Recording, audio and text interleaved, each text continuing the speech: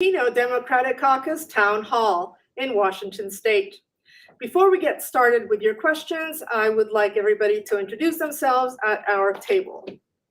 Hello, I'm Representative Lillian Ortiz Self from the 21st Legislative District. I represent the cities of Mukilteo and Edmonds and a little bit of Everett. My parents are both from Puerto Rico. They were born there and they came to this country at a young age of about 17 and 18 years old. And I am very proud to be here today. I'm Representative Bill Ramos from the 5th Legislative District, which is the eastern part of King County, including Issaquah, Sammamish, Snoqualmie, North Bend, Renton, Maple Valley, and Black Diamond. I'm Mexican-American from Jalisco, but I have one grandfather who's Basque from Spain as well. I'm Representative Charlotte Mena. I represent the 29th Legislative District, which includes South and East Tacoma, parts of Lakewood, Parkland, and Spanaway. I'm very proud to be the daughter of Mexican immigrants and a first-generation Chicana. I'm Representative Julio Cortez from the 38th Legislative District, which includes the city of Everett, Marysville, and Tulalip. I was born in Mexico City, and my parents and I immigrated to the United States when I was about 6 years old and grew up in Yakima, Washington, where my parents and I were immigrant farm workers. Happy to be here. My name is Rebecca Saldaña. I'm a state senator of the 37th Legislative District, which includes South Seattle, International Chinatown, Central District, the Rainier Valley, and unincorporated King County of Skyway. And I was born and raised in Seattle, Washington, to my dad, who is a Mexican immigrant from Nuevo León, Mexico, and creció en la frontera, and my mother, who is Germanic roots from Midwest Ohio. And I identify as Chicana and she, they. My name is Representative Tara Simmons, and I represent the 23rd Legislative District, which is Bainbridge Island, Paulsbo, Bremerton, and parts of unincorporated Kitsap County. I am the daughter of a father who is both Mexican and Spanish. My grandmother immigrated from Mexico, and my grandfather and his family immigrated from Spain. All right, thank you very much. Before we get to the questions, would like you all to please talk a little bit about the committees where you serve and what those committees do. Well, I serve as the chair of the Majority Caucus, and I'm so proud to have that position because I'm the first Latina to ever, the first Latina or Latino to ever have that position, and it gives me a seat at the leadership table. I also sit at the Education Committee. As an educator, that means a lot to me. I sit on the Early Learning and Human Services Committee, which taps into my passion and background in mental health. And I sit on the Labor Committee, making sure that everyone has a right to a living wage. And I chair the State Government, Tribal Relations, and Elections Committee, which is very important in keeping our elections safe and secure and open to everyone in the state, having a fair and easy access to voting. Also, I'm on the Transportation Committee, which is working on our roads and keeping us moving, as well as the Community Safety, Justice, and Reentry Committee, which is in there looking at how we keep our community safe and how we get folks back and re-entered into our society once they've been incarcerated. I also serve on the State Government Tribal Relations Committee as well as Transportation, and I have a leadership role on the Environment and Energy Committee where we ensure that we have clean air, clean water, and a healthy environment for every Washingtonian. And I vice chair the Human Services, Youth, and Early Learning Committee, where we make sure that we take care of our most vulnerable population, which is youth. I also sit on the Transportation Committee, which is important to all of our communities, and on the Innovation Committee and Economic Development and Veterans Committee, which is not only the longest named committee, but we also make sure that we work to ensure that there's economic opportunity that's equitable to our BIPOC business owners. And I was the deputy leader of our Majority Caucus for many years, but last year, a new Latina, Merlin Randall, took that role, and I became vice caucus chair. So similar to Representative Ortiz Self, but for the Senate. On my committees, I serve on the labor. I'm vice chair of the labor committee, as well as I serve on the housing committee and on our big budget committee, which is called Ways and Means in the Senate. sorry. I am the vice chair of the Community Safety, Justice, and Reentry Committee, which, as Representative Ramos spoke about, is about caring for our incarcerated loved ones and helping to find justice for victims and keep our community safe, also helping people as they reenter from incarceration. I am also on the Healthcare Committee. As a former registered nurse, I really enjoy that and trying to make accessible healthcare for everyone. I'm also on the Appropriations Committee, which is our operating budget committee here in the House. And I also serve on the Rules Committee. All right, thank you. So I'm going to explain briefly how we're going to do this. Also, my name is Lilia and I will be moderating this event. So we have this event streaming on 3 platforms. Our Facebook page, our YouTube page, and our Members of Color Facebook page, and that one is in Spanish. We have 2 interpreters. So if you want to watch this in Spanish, head over to our MOCC page. We would like to ask you to please type your questions into the comments section, and we will try our best to answer them. We received some questions via email earlier, so we're going to start there. And here we go. What are you doing to ensure Latino voices are represented in the state legislature? Well, the first thing we're doing is that we're serving in this capacity. And I think for all of us, and I know it is true for me, one of the reasons I serve is because I want our young people to see that this belongs to them. I think representation matters, and I want to make sure that people know that the voices of the Latino community is important, and I want to bring that here.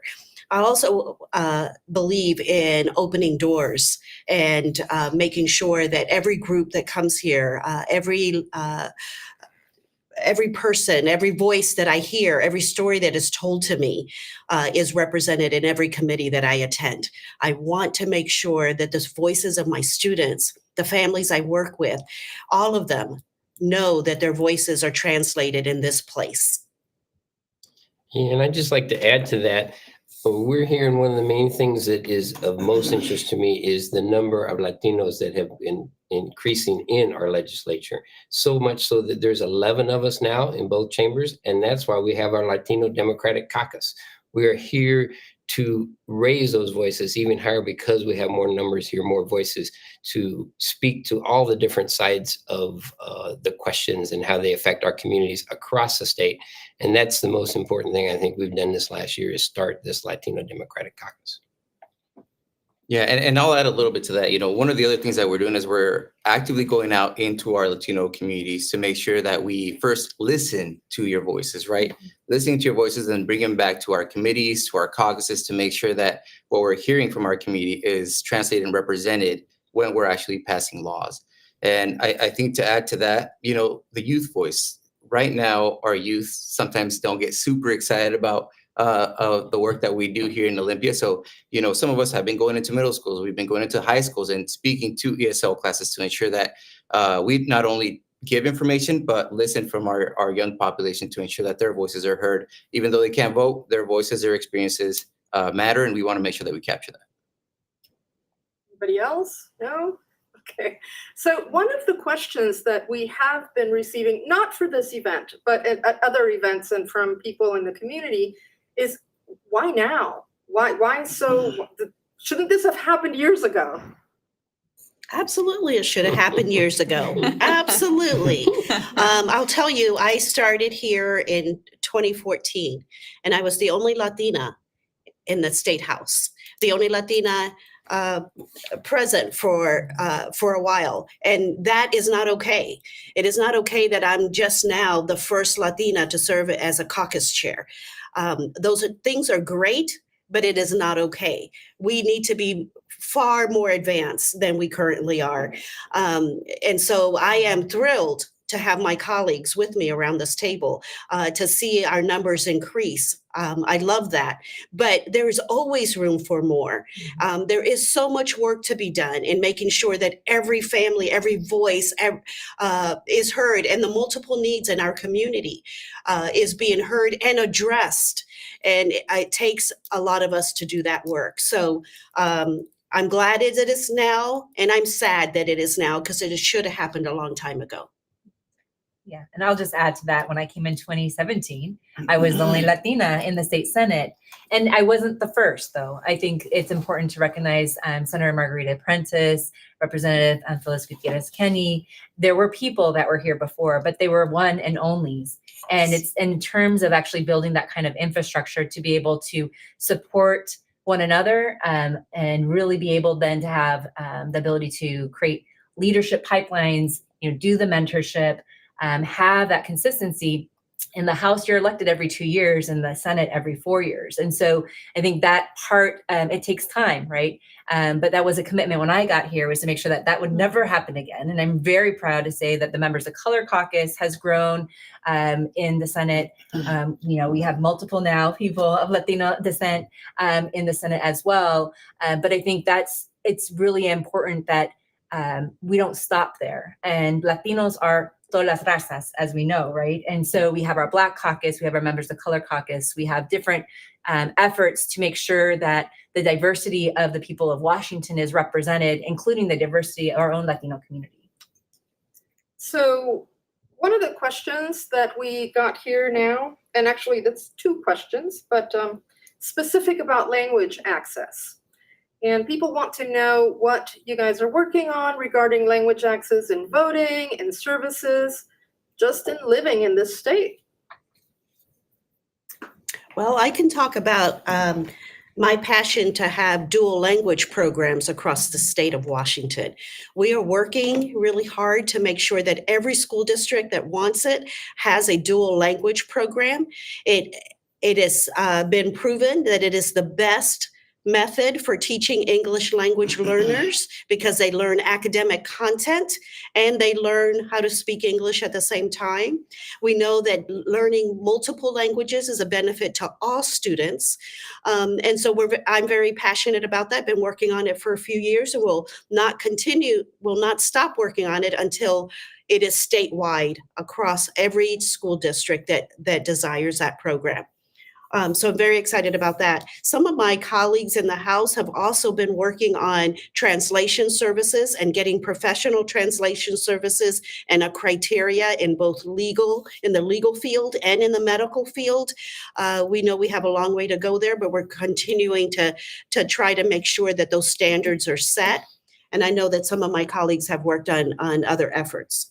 Yeah, and I can speak that I've partnered with medical interpreters and interpreters across our state to make sure that they have a pathway for career and opportunities to be able to meet the needs of people of all languages that speak here. And so last year we had a bill, Senate Bill 5304, which is about improving language access. And I know that we have a couple of follow-up bills this year that I would love to, I don't have bill numbers for, but one is actually about be the first in the nation to create a professional license for interpreters so that we know that there's a standard and a care and a recognition of the expertise. So many of us have had to do off the cuff interpretation from the dais or with our families in medical clinics. And we know that that is not sufficient to make sure that people have real access to their services. And so definitely hope that people will follow up with my office because we will have pieces of legislation on this. And I know that the courts have also come to us asking for improvement so that they're able to make sure that people get the translations they need. I'll say the last thing is the legislative body, there's 3 branches. The legislative body has a lot more to do to make sure that we are accessible in language. You can, when you're coming to the legislature, you can access paid interpretation, but you have to be able to go to our website and request that beforehand to make sure that it's available. And I know all of us have been advocating within our caucuses and within our staff to make sure that we have bilingual, multilingual public information officers that are able then to provide more outreach to all of our friends. I was going to say in Spanish to all the media, including our Spanish speaking media. Oh, I just wanted to say one thing that I am passionate about as a former, well, a nurse and a lawyer, but was the interpretation services when I was a healthcare worker. But also now as a lawyer, I really care deeply about interpretation services at the courts. And right now what I see is that they are readily available in the criminal court, but not in the civil court. And so have been working with the courts on increasing that, and happy that, I'm on the budget committee where I can really advocate for that. I'll pile on one more thing if I can, because I think we all agree that language access is incredibly important. I grew up in a rural part of the state in Eastern Washington to Spanish-speaking parents and didn't have access to learning English until I started school. And so I think, all of these ways that we can bake it into education so that our students can be bilingual, and bake it into, ensuring we have a strong and healthy workforce, across the state, not just in urban areas, but in rural areas, but really just baking in language access into the way that we do our standard government work. So I know with the Healthy Environment for All Act, the HEAL Act, that is, really meant to ensure that we have environmental justice going forward and clean air and clean water for all of our populations. Some of those community engagement plans include language access and include bringing information to people in languages that they are comfortable speaking, and not just Spanish, but, Russian and Korean and Vietnamese and Mixteco, hopefully at some point. But it is something that we think about, and it's not something that is an add-on, but really at the core and center of how we do all of our policy, right? Access needs to be at the center of anything that we do, and I think we're pretty committed to that. And just to top it off too, in a more general sense, a couple of us have gone to other parts of the state to meet with groups that are, Latino, and making sure that we are able to get the information out to our population about the bills that we pass, the opportunities that we pass, the opportunities for small business owners, ensuring that there's information that's getting pushed out regularly, accurately, and by trusted sources. I think is something that we really truly heard from those groups. So I'm happy to say that I believe the ball is already rolling. We've talked to our internal communication staff and feel like we're heading in the right direction. There is a lot of work left to do, but I'm happy that now with the support of the LDC and all my colleagues here, we're going to be able to get to a point one day where we will be able to distribute information accurately, quickly to the populations that need it the most. All right, thank you very much. Now, a couple of announcements. The 2024 legislative session begins January 8th, and Latino Legislative Day is January 22nd. So hopefully we will have a lot of events here at the Capitol, and people are welcome to come and meet with you and ask you questions and everything. And talking about questions, somebody tuned in a bit late and doesn't know who you are. So let's do quickly names. Senator Rebecca Saldaña. Representative Charlotte Mena.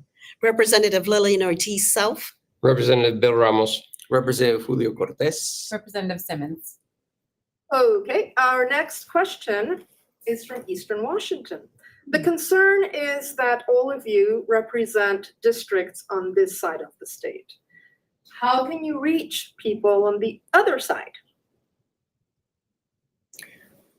Great. Well, yeah, I'll jump in. I'll say, Please. I have roots in Eastern Washington. I know some of the members of the Latino Legislative Caucus do. And those are areas that my family lives in that remain close to our heart. But even for those of us that grew up on the West Side, we are here understanding that we represent not just all 7.5 million Washingtonians, but in particular Latinos across the state. And so, many of us are traveling to Eastern Washington, Central Washington, North and South, and we are open and hoping to hear from you and hoping to be a good representative for you, regardless of where we serve. As a Latina, I know that I come to this office and I don't just represent my district. I know that I represent every Latino statewide, and that's core to who I am. So just like Representative Mena said, we make a concerted effort often to get to Eastern Washington, Moses Lake, Yakima, Tri-Cities, been there all during the interim. It's important that we hear as many voices as possible. Yeah, and hopefully you'll give us feedback. I mean, this is why we really fought hard to try to figure out how to get a town hall virtually so that regardless of where you are in the state, you'd be able to access information from us and make this connection. But I think it is one of the things that we really pride ourselves is when we are communicating. I mean, when I first got here, Lillian and I did so many bilingual and in Spanish, announcements and trying to really try to reach out broadly because we were two of us. And so it's so much better now to have a whole caucus. All right, we're going to shift a little bit. We have a question about a big problem, not only in the state, but in the country, the fentanyl crisis. What are you doing? Well, I think last year was one of a couple of years where we are really working to invest in prevention, treatment, and care. And so one has been being able to improve access to healthcare, including behavioral health and treatment. And so we made historic investments in the last couple of years towards that to be able to make sure that we are building out the infrastructure. So when someone is ready, there is no wrong door, and that they're able to access care immediately. That is, and maybe others have more updates in terms of where we are in that. But I think that's, for me, when we come back in the legislative session, is doubling down on that, making sure we do not slow down in terms of how we build out that infrastructure. So yeah, I think, my father definitely suffered with substance use disorder, and so did I. It is prevalent in the Latino communities due to, trauma and immigration and all of these lack of access to care. And so what my experience has been, and my father's experience, is that the, policing and incarceration for a substance use disorder is actually more harmful. And so I've been really,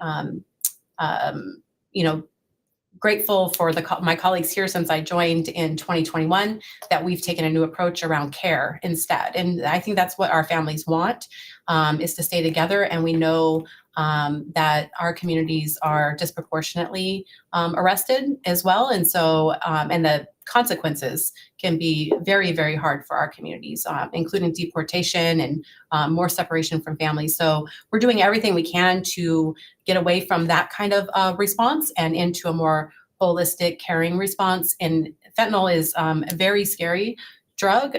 Takes a very small amount to kill us. And so we need to double down. I have been able to watch over the interim the implementation of the policies that we passed last session, and even so far back as 2021. And I am seeing more and more outreach workers working alongside law enforcement. So we're not arresting. So we are getting people into the care that they need. We are also building up more crisis clinics. And this coming session, I think we're going to have a push for more 23-hour crisis centers where people can go for a short time until they can kind of get into a longer term treatment center, and getting Narcan out on our streets through our public health Department of Health, and working with many community partners. But this is where we need to continue to go. We need to double down. We need to continue to watch it throughout the interim as well. And for our young people in the Education Committee, just today, we were talking about after school programs, before school programs. How do we put things in place that are preventative? For many of our Latino community, our families are working 12, 14, 16-hour days. Where do the children go? How do they get some assistance, some supervision that doesn't break our budgets? Those are all things we need to look at it holistically. How do we do prevention work, especially for our young people? And how do we do intervention work as well?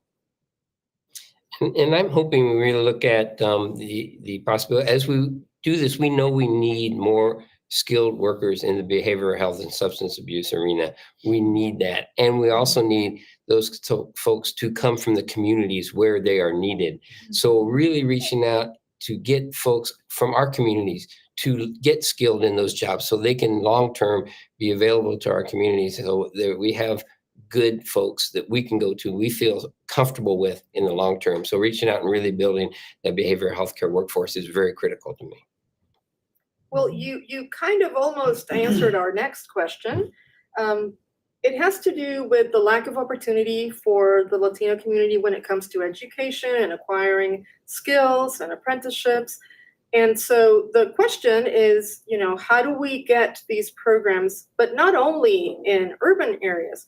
What about rural areas? How do we retain or attract young talent, out there? Education person.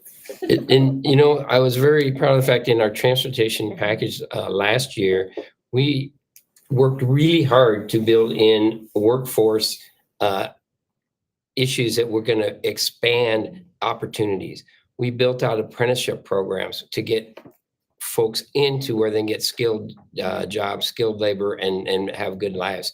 We also worked out very much with our minority and business women's enterprise to build out their contracting abilities. We have a lot of good contracting companies out there that are Latino owned, and they have a hard time getting in the contracts under our state. So how can we build that force as well? So really, we spent a lot to reach out to build up our private Latino workforce and opportunities for our Latinos in the general construction trades that can create good jobs in the long run for all of us. Yeah, and piggybacking a little bit off of that, as Latino legislators, we are able to leverage our relationships with unions, right? One of the questions that I always ask when I meet with unions is, well, how are you advertising and promoting opportunities for this union or opportunity to the Latino population? And they're very open, and some of them have already started the procedure of not only offering those opportunities to our Latino population, but also integrating Latinos that are part of their union already into leadership roles. And so, ensuring that we continue to push as legislators to folks that have access to these opportunities to ensure that that information is getting out to our population, I think is also very important. I mentioned earlier that representation matters. It matters in all of our sectors. People want to see people that look like them, that understand where they come from. It can't be more true than in our education system.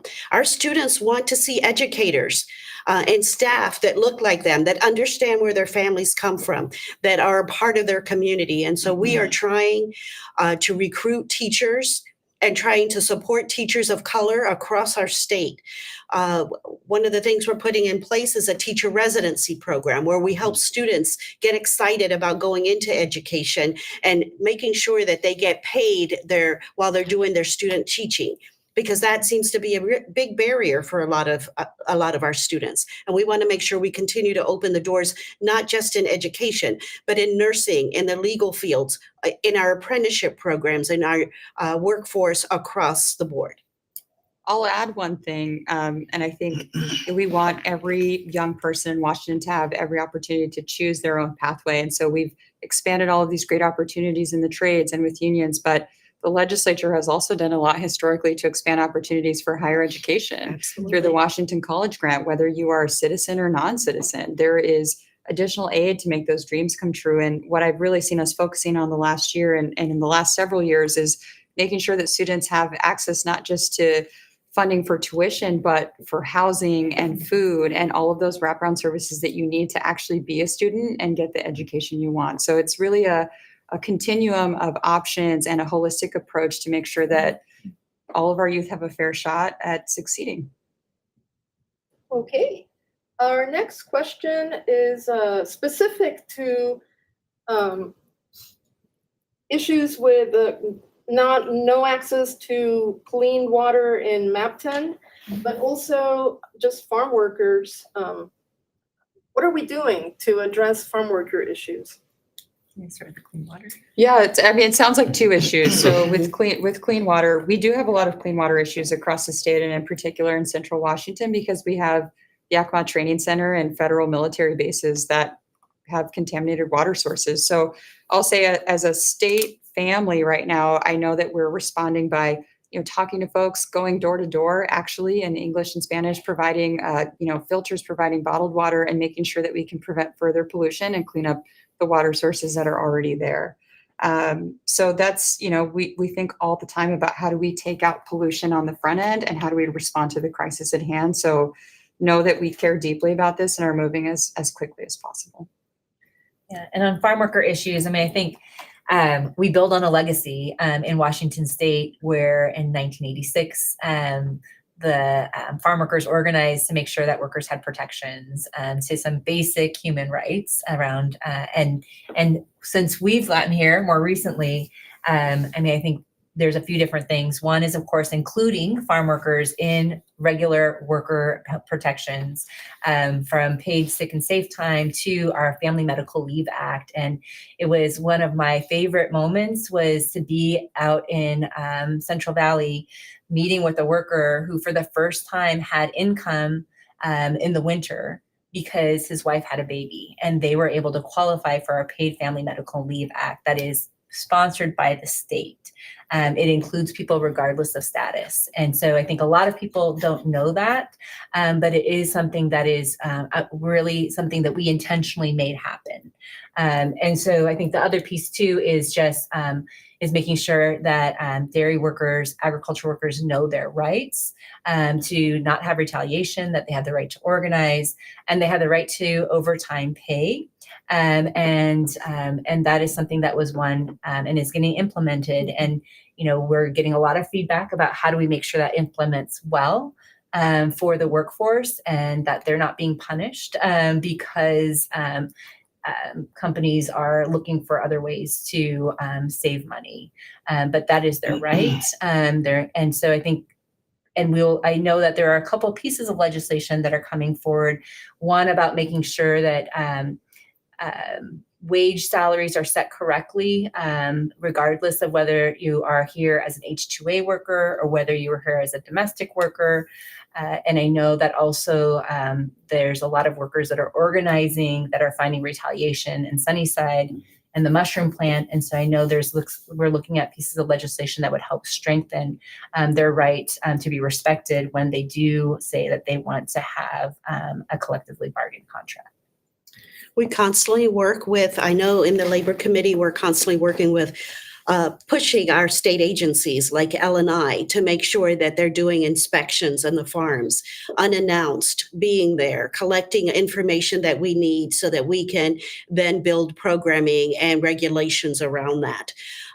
In the Education Committee, we are looking at migrant education legislation to make sure we're including and capturing every student that qualifies, including some transitional services for after they meet the federal criteria. We're looking at housing all the time, and we're trying to see what we can do to tie in a tax base to provide housing, appropriate housing for our farm workers and our H-2A workers. So all of these areas are working together, but we know that we rely heavily and that the state needs to appreciate those that are feeding us on a constant basis. We saw that during the pandemic more than ever, and we have an obligation, and we feel the obligation to continue to look at ways to keep our farm workers safe and housed and their basic needs met, and we will continue to fight towards that end. And I want to quickly highlight Senator Saldana's comment about ensuring that our immigrant farm workers understand and know their rights.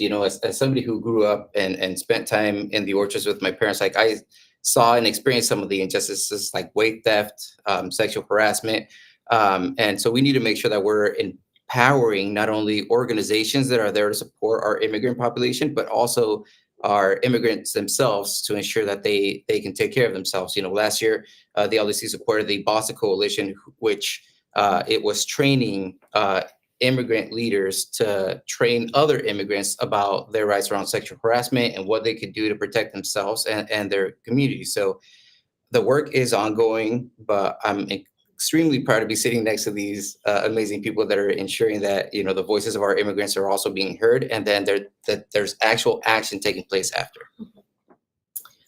One thing I've heard from farm workers that we haven't talked about yet is access to medical care. And one thing they really are asking for is to make sure that we continue with audio and telehealth, which makes it easier for them because it's so hard to get to doctors' offices in Central Washington, especially during work hours. So making sure we continue telehealth and audio health to make healthcare accessible. We have our first question in Spanish. Wow. I'm going to read it in Spanish and then we'll translate to English. Okay, so tengo una queja fundamental. Yo también. Deberían sancionar a las compañías de agricultura que no están manejando correctamente el programa de H2A. So, I'm going to try to do this in English. I have a fundamental complaint. Maybe something needs to be done about the ag companies, industries that are not managing the H2A program correctly. And I agree. And so we have some legislation coming up this session that is going to help us start to get some data and start to figure out where are the gaps and who are those players that are not doing it correctly. And so we are going to be sending some of the staff out to some of these places to survey and to kind of get us some accurate data as to what's happening and where it's happening. Because we know it's happening. Now we just have to prove it. And so we are hoping that our workers, our community is going to speak up, and we're trying to do it in a way that protects them so that we can get the accurate data we need to keep moving forward. And still with the farm workers issue, I think this might be the last one. What are we doing about seasonal workers? Once they're done, they don't have anywhere to live.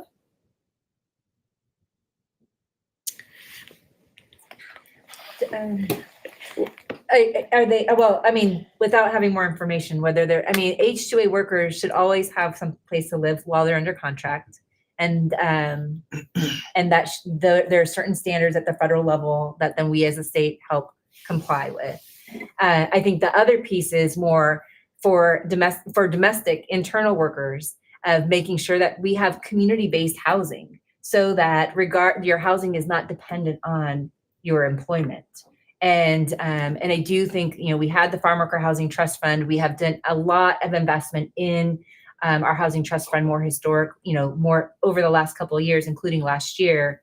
And so I think it's partnering with community to make sure that we have affordable housing, and whether it's rental or ownership, in every part of our state. And I know that this is a huge issue, is a supply that is affordable to the workforce, whether it's in White Swan or whether it's in Wapato. That this is something that you know, we are going to be working on just more generally around housing and housing stock this next session. So curious, you know, whether that answers your question, but I do think that it needs to be community-based housing, and it needs to be housing that people have access to regardless of where they're working. Okay, our next question is about the economy. How will your policies promote economic opportunities and job growth within the Latino community? What measures will be implemented to address wage gaps and income inequality? I think one thing I'll start with is just, you know, again, going back to the communication, there are so many laws and opportunities like grants, right, through our Department of Commerce that we pass to ensure that we are giving opportunity to BIPOC community, to BIPOC business owners. And a lot of the times, especially during the pandemic, I found out that, you know, a lot of our English as a second language business owners either didn't get the information at all or got it too late to take advantage of the opportunity. So we need to do a better job to ensure that these business owners have the information that they need to grow their business and hire more people. And again, I think we're heading in the right direction, but there's still a lot of work to be done. But the opportunities are there. We just have to ensure that our people know about them. Just to piggyback off of that, one thing I did in my first or second session is create a grant program just for one time, but partnered with the local Chamber of Commerce in my district to get these small grants out to BIPOC-led groups or businesses to make sure that they knew about it, and there was funding in there to do targeted outreach. And so I think, you know, we do have a lot of grant opportunities through the Department of Commerce, but our communities just don't know about it. So sometimes, you know, funding the outreach workers to actually go to the communities that are from those communities to make sure that they know about it and also help apply for the grants is the step that we have to take. Yeah, and that's really important, right? We can't just send out a media release and a Facebook post. Like, we have to go to where these communities are, build a relationship, talk directly to them, and then absolutely agree, help them through the process until they can get the grant. We're putting in money to try to make sure when we talk to all these agencies, all these different opportunities, we're putting in standards that say they have to make sure that the programs deliver, the opportunities are delivered to all communities, and that that the communities look like our, that are the people that are accessing these services look like our communities. The other step for that is making sure, just like my colleague said, that the information gets out to all of you, and that we hold the agencies accountable for delivering what we are telling them to deliver. So if we want 30% of those dollars to go to communities of color and organizations that serve our communities, we need to hold them accountable to make sure that's exactly what is happening, because it's a great need, right? And so I think it's information, continuing to build opportunities, but I also think it's accountability as well.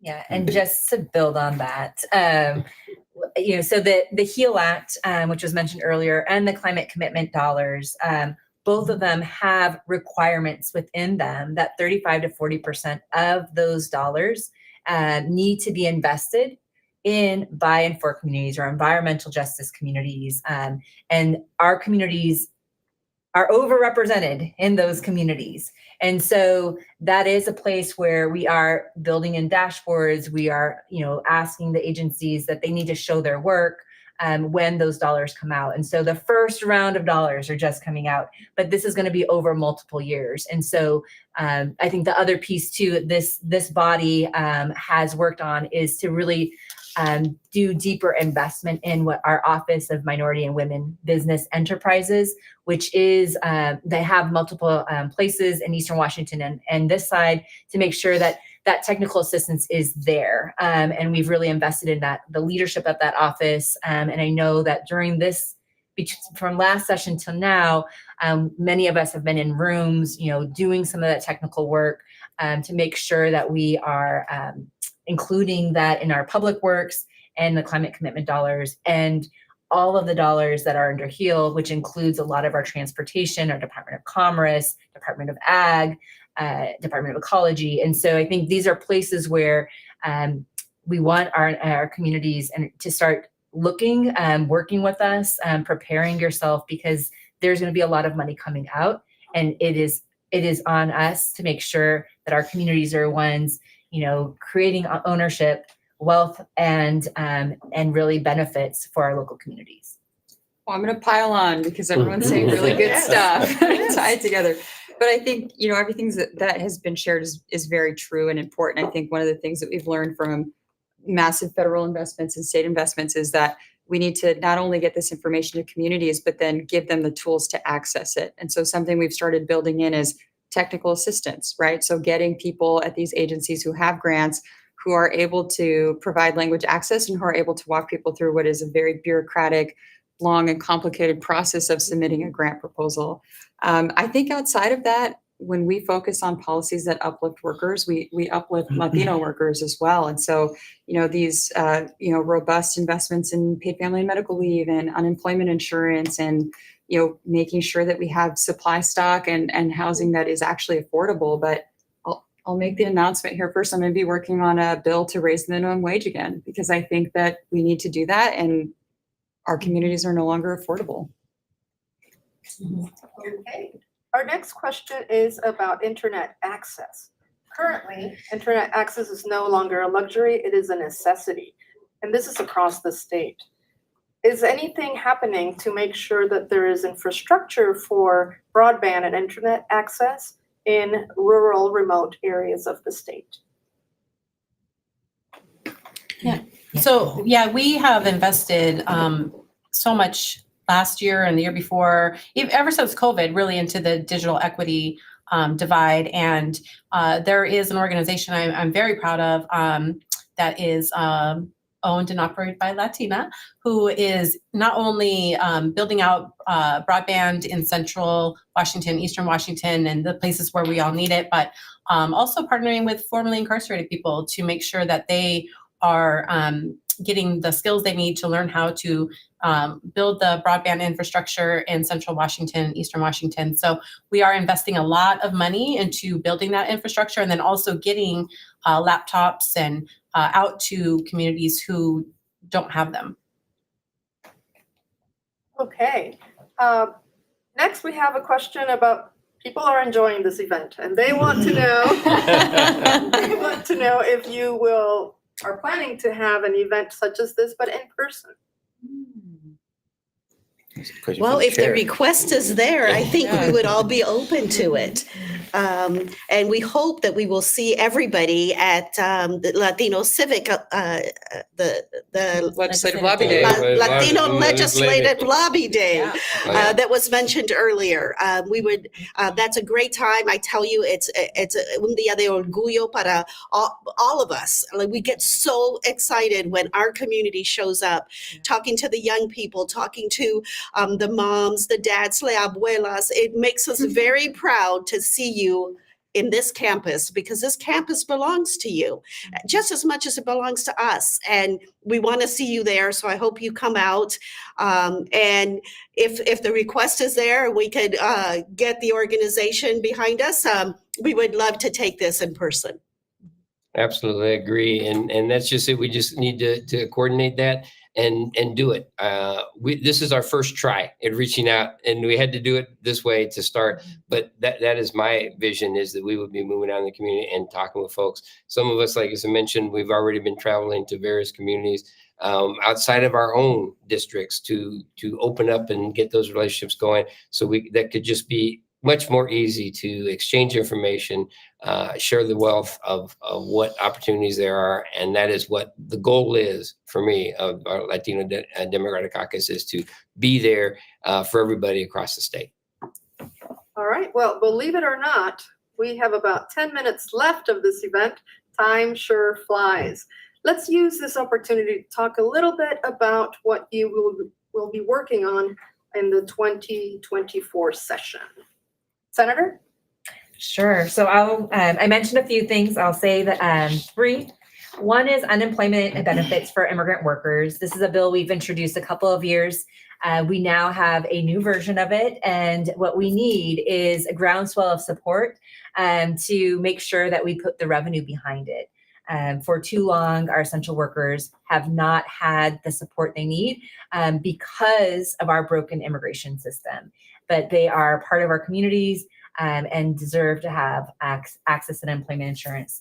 The second is, we know that across the world, we're feeling the impacts of war, and we have refugees and immigrants arriving here in Washington State. We need to increase funding for their refugee settlement and legal defense fund. This is something we've done a lot of work on, but we need to really increase the investment there. And the third is around community grants for fire adaptation.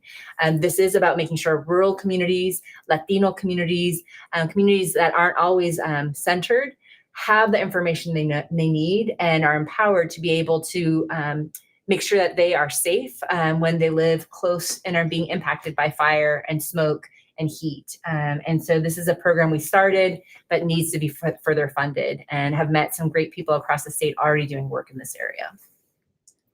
Representative, before you tell me what you're going to do next year, let's answer a question about voting. Let's talk about your bill. Which bill? Many of your bills that are about, access. Yeah, great. So I'm really proud to have joined a long legacy of members that have been working on voting rights and increased voting rights for Washingtonians. Senator Rebecca Saldana, worked on the Washington Voting Rights Act, which is a game changer. It allows communities to advocate for themselves when their votes are being diluted, and to petition for fairer election structures to make sure that their votes count and that they really matter and that they really get to decide who is representing them in the legislature. I was really proud last year to work on a trailer to that bill, the Washington Voting Rights Act 2.0, which really just lowers the barrier for communities to access it. And we hope that more people across the state of Washington who feel like their voices aren't being represented will use that law, will use the cost recovery, the coalition building. That's a lot of that bill to petition for fair election structures. Outside of that, I am working on a bill this year. It's really targeted at making sure that foreign corporations or foreign influence corporations are not spending money in our elections, but also has a provision in there to make sure that non-citizens who do live in the state of Washington, who are members of our communities, who send their kids to school here, who work here, are actually able to participate meaningfully in elections through organizations that maybe it's an immigrant rights organization and they want to have a say about who they should support as a candidate. And I think that's really important because elections and who we decide represents us are really the starting point for how we advocate for ourselves. Representative Ortiz-Sal? Yes, and I had mentioned earlier that I have a bill looking at trying to get an accurate picture of what is happening both on wages for farm workers in certain sectors, but also H-2A workers and what is happening there. So that's coming out. I have a bill on migrant education that is also trying to move that step forward, and how do we more comprehensively serve our provide migrant education services to our children. In addition to that, I continue to work on a bill that I passed last year for the closing of the private detention facility. And it is one that breaks my heart continuously as I continue to hear the stories of what is happening in that really dehumanizing place. We continue to fight to make sure that we have access to get in there to see what's happening. We passed a bill that mandates inspections of the facility because we continue to hear how dehumanizing it is. And even with that bill, they are refusing to let us have access. They're refusing our state agency to go in there and inspect, even though the law passed. We will continue to fight until that happens, trying to get involved our federal partners, trying to get our Attorney General involved, and all of us together, all the agencies trying to fight for what's right, which is that people deserve to be treated in a humane way, no matter what their condition, no matter what their situation. We'll continue to fight for that. Representative Ramos? Thank you. Right now, I'd like to bring up, Senator Valdez was not able to be here with us tonight, but I'll just bring up one of his bills he's working on, which is a hate crimes hotline bill.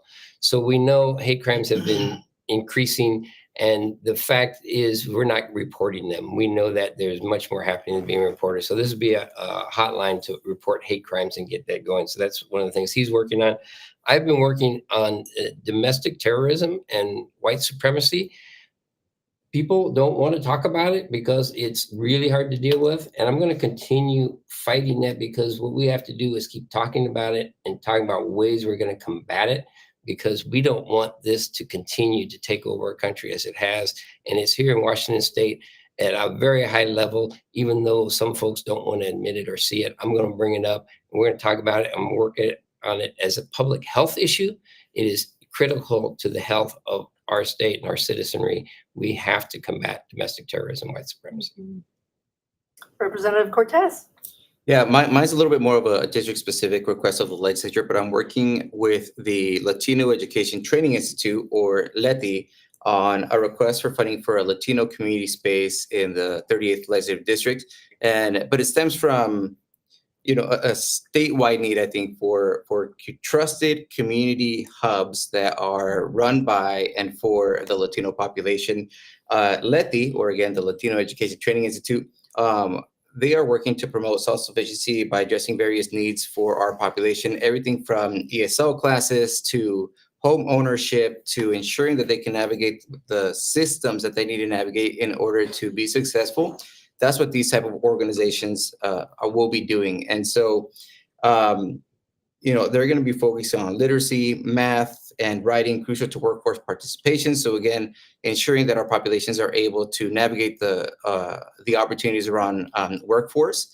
And my hope, my vision is to ensure that these type of centers There's amazing ones like Mi Centro in Tacoma, which we got a lot of great ideas from, that these type of centers are available for our population statewide. Every population is different across the state, but ensuring that there's these trusted community Latino hubs to ensure that our people can navigate systems is incredibly important. And then I think will also give the legislature an opportunity to build trust and relationships with those organizations to then distribute information to our business leaders who are Latino and community members who need those services.